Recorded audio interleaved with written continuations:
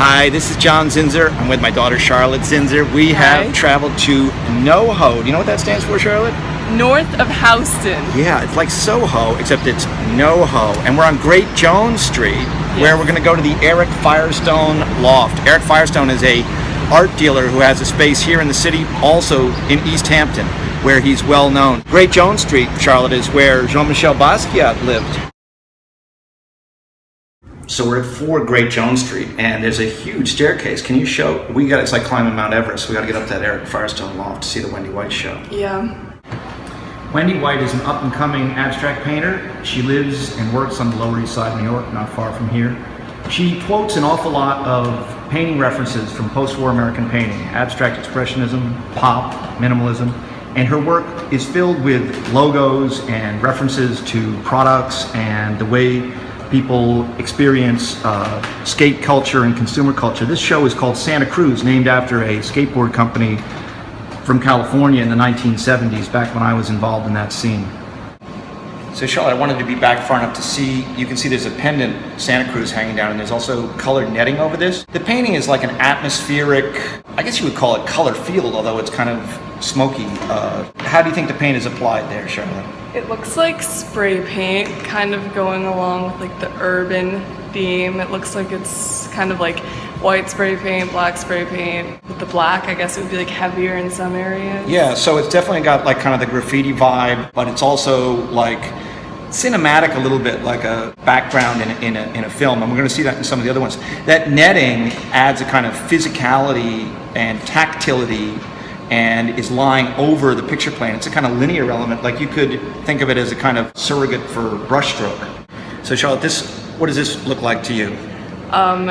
Jack noted it looks like a basketball net. A basketball net. So that's a little bit of urban culture. Now, what is that logo? Pleasure. It's the Newport cigarettes. Yeah, you know, that's the menthol brand. And what about the color scheme of this? It's not as dark as the other one. How would you describe the color in this one? It's like, I guess purple's a cool color. It's blue, purple. I'd say cool colors. Is it anything like a California sunset?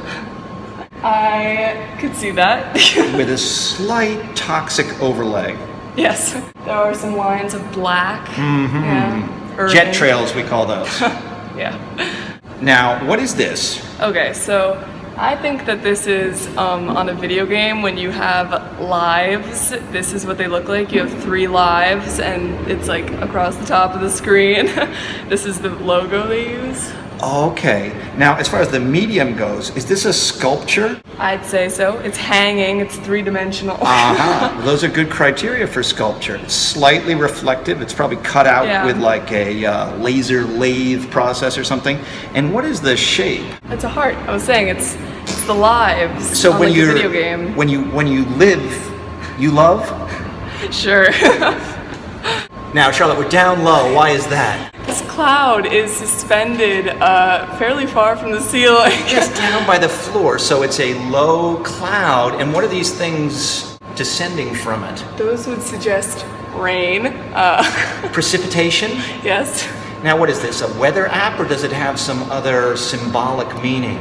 Yeah, well, there's a rainbow rope holding it. Okay, so that must mean something.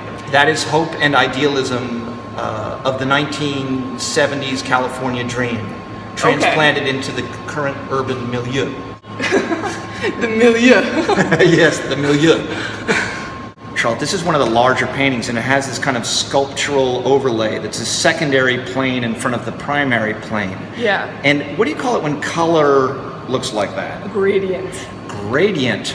And where do you experience color phenomenology like that? I mean, I guess in like the air it happens. In nature. Oh, it's a landscape painting. But I was thinking screens also. It's kind of a double for a technological representation of nature, See, right? I was thinking like rainbows / sunsets. And we've seen a bunch of other rainbow themes. The netting. Yeah. And that cloud was hanging from a rainbow strop. Yes.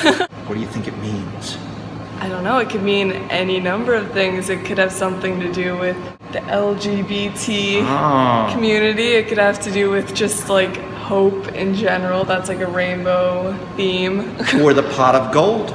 that awaits us all. I noticed the background of this one's different. Yes. This one looks like a chalkboard when the rest of them look like graffiti. Well, it has kind of erasure in it, but the chalkboard reference, that's Cy Twomley, Charlotte. That's art historical. Yes.